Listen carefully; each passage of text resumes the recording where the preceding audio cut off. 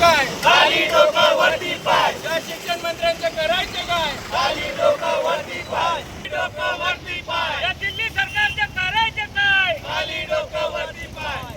भवानी शिक्षण वाचवा, भ्रष्टाचार हटवा, शिक्षण वाचवा. देशमधील घोटाळा बंद करा. बंद करा, बंद करा. भ्रष्टाचार हटवा, शिक्षण वाचवा, देशमधील घोटाळा बंद करा. बंद करा, बंद करा.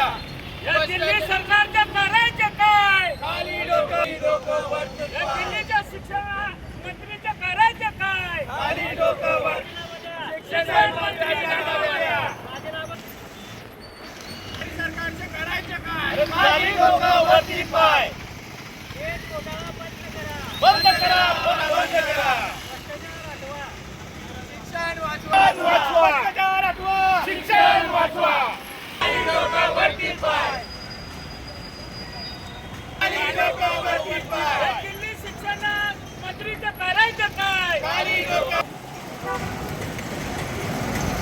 पेपर पेपरचा जो घोटाळा झाला आहे त्याचा आम्ही जाहीर निषेध करत आहोत. युवा सेनामार्फत विद्यार्थ्यांना न्याय मिळावा यासाठी आम्ही जाहीर आंदोलन करत आहोत आणि आंदोलन करत राहणार. याच्यात जे पण आरोपी आहेत त्यांना कठोरात कठोर कारवाई झाली पाहिजे आणि शिक्षण मंत्री जे असेल त्यांच्यावर जाहीर कारवाई करायला पाहिजे. हे त्यांचेच लोक आहेत. नेट पेपर जो फुटल्याचा मार्ग आहे ह्या त्यांनी काढलेला आहे.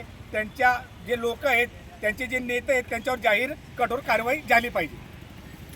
2014 मध्ये 2 कोटी नोकऱ्या दरवर्षी लावू अशी सांगितलं होतं.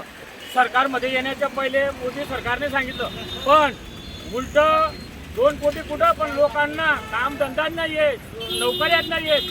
जे बी नोकऱ्या निघतात त्याच्यामध्ये कुठं पेपर फुटत आहेत, कुठं काय होत आहे. तर या सरकारचं काय करायचं काही समजतच नाही. विद्यार्थ्यांना आज शिक्षण करायला किती पैसे लागतात, पण बिलकुल या सरकारचं बिलकुल शिक्षण मंत्रीवर आणि यांच्यावर कुठलाही विषयाचा ताबा नाही. त्याच्यामुळे आज जे विद्यार्थी आहेत त्यांना नेट पेपर जो फुटलेला आहे त्याच्यामुळे, आणि याच्यात जे पेपर फोडणारे ते भाजपचेच लोक आहेत, दुसरे कुठलेच नाही आहेत. या भाजपाने आता जे पदाधिकारी नेमलेत त्यांच्यावर कारवाई करण्यात यावी. आणि जे दिल्लीचे शिक्षण मंत्री आहेत यांनी राजीनामा द्यावा, नाही ते या मोदी सरकारने राजीनामा द्यावा. तेव्हाच भारतच्या तरुणांना न्याय भेटेल. त्याच न्याय नाही भेटणार तर याच्यापेक्षा तीव्र आंदोलन महाराष्ट्रात छेडलं जाईल, नंदुरबारमध्ये बी छेडलं जाईल. आणि कुठलाही भाजपचा आमदार खासदार आला तर त्याला आम्ही इथं फिरू देणार नाही.